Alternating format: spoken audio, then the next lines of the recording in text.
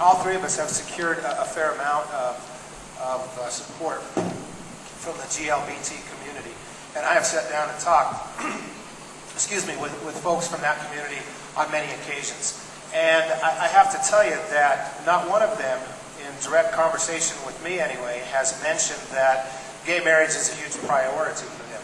In fact, the two people that I've heard talk about gay marriage as the #1 priority for that community, I think, is Cindy, and a heterosexual lady who I talked to at her doorstep a few weeks ago.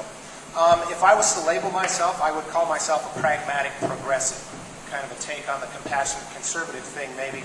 But I think that what we should be striving for is not a semantic game, but full legal and equal rights for members of that community.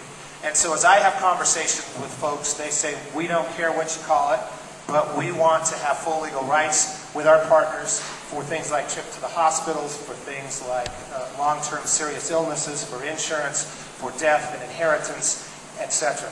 So I have said all along that I am 100% for that, and I would hope to be a champion of that in the legislature. And you can call it whatever you like, unions, full civil unions, domestic partnerships.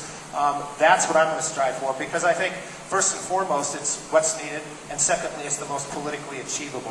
We know what happened. Leslie certainly does, because she was a huge mover and shaker a couple years back with the two initiatives that we both faced, and they both failed, unfortunately.